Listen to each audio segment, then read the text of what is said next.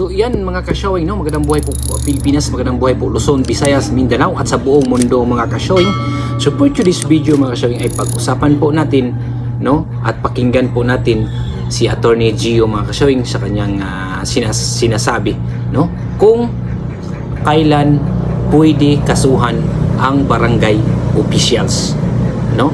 Sa kanyang pagsisinungaling, pang-aapi, no?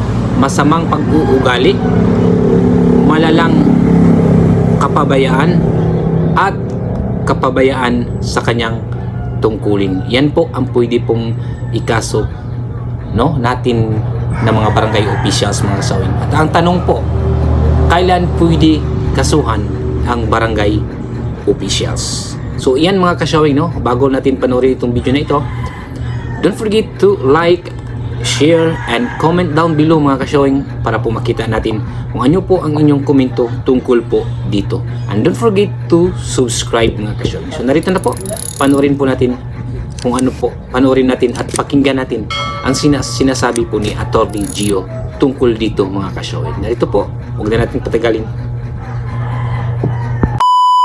Bago po tayo magsimula, nais lamang po nating i-recognize at i-appreciate ang efforts ng ating mga barangay officers. Simula pa nang nag-umpisa ang public health emergency o pandemya. Ngunit tulad ng lahat ng organization, meron pa rin pong mga nagkukulang o hindi tama ang mga ginagawa ng mga barangay officials. Kaya marami ang nagtatanong, ano ba ang pwede nating gawin sakaling may reklamo po tayo laban sa isang elected barangay officer?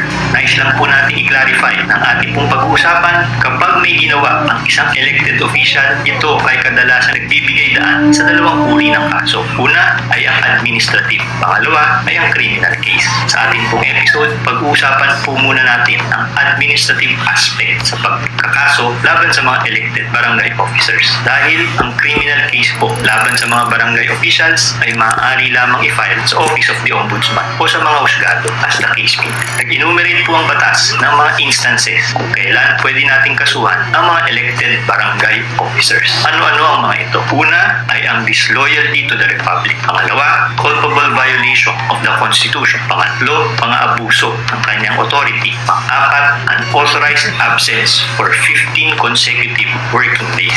Sumunod ay ang application for foreign citizenship. At ang kadalasang reklamo laban sa mga barangay officers, dishonesty, oppression, misconduct, gross negligence, or dereliction of duty.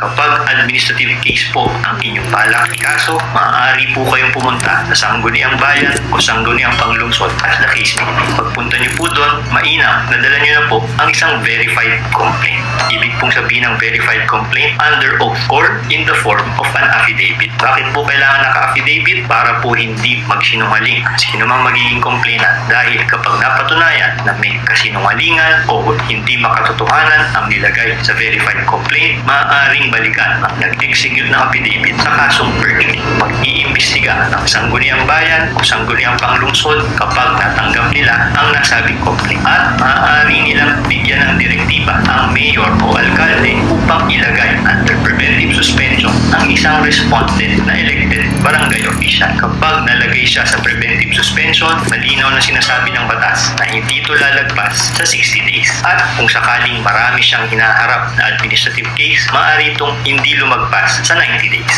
Kailan nilalagay sa preventive suspension ang isang elected barangay official? Kailangan ay mag-concur ang mga tatlong pagkakataon. Una, nakasagot na ang kino-complaint na elected barangay official o di kaya nag-lapse na o natapos na ang period para makapag-file siya ng sagot sa complaint. Malawa ay kapag evidence of guilt is strong. Pangatlo, kapag ang kanyang continued assumption of office o patuloy na pagdi-discharge ng kanyang trabaho bilang barangay official ay makakapag-influensya sa mga posibleng testigo o di kaya mapiprejudice ang integrity ng mga ebidensya laban sa kanya. Kung wala po ang tatlong circumstances na yan, hindi po siya malalagay sa preventive suspension. Ano naman po ang karapatan ng isang respondent elective barangay official? Tulad po ng lahat ng akusado, meron po siyang karapatan karapatan na humarap ng investigasyon kasama ang abogado. Pangalawa ay ma-cross-examine ang kanyang mga kalaban at mga testigo. At pangatlo, to secure ang attendance ng mga witnesses para sa kanya at pati laban sa kanya, pati na rin makita ang mga ebidensya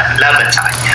Ano naman po ang magiging penalty ng isang elected barangay official kung sakaling mapapatunayan na siya nga ay guilty sa kinocomplain ng mga circumstances? Hindi po lalagpas ng 6 months ang kanyang suspension at bawal po lumagpas sa kanyang unexpired term ang kanyang penalty. Kahit po masuspend siya bilang parusa o penalty, maaari pa rin po siyang tumakbo sa susunod na eleksyon. Maaari niyo pong maitanong, bakit di natin napag-usapan ang removal o pagpapaalis sa kinocomplain na elected barangay officer? Malinaw po ang batas na ang jurisdiction lamang ng sangguniang panglungsod o sangguniang bayan ay hanggang suspension. Kapag ang kaso ay for removal o pagkakaalis sa kanyang pwesto, dapat pong idaan ang kaso o i-file sa mga husgado dahil tanging husgado lamang ang may authority na magtanggal ng mga elected public officer na dadaan sa isang full-blown trial at para hindi ma-frustrate ang will ng electorate dahil siya nga ang binoto nung nakaraang eleksyon. Bilang pangwakas po, sinasabi rin ng batas na bawal i-complain o magkaroon ng investigasyon laban sa isang elective barangay official 90 days bago po ang susunod na eleksyon. So, yan mga ka-showing, no? Nakikita at naririnig po natin kung ano po ang sinasabi ni Attorney Gio, mga ka-showing.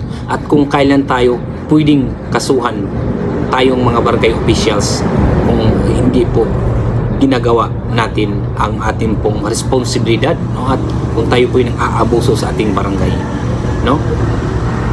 Sanay naintindihan nyo po yung sinasabi po ni Attorney Gio, mga ka-showing. So yan mga ka-showing, no? Maraming salamat po sa inyong walang sawang panunood. Don't forget to comment down below po upang makikita po natin kung ano po ang iyong reaction at komento po dito mga ka-showing. And don't forget to like, share, and subscribe mga ka-showing. Thank you for watching.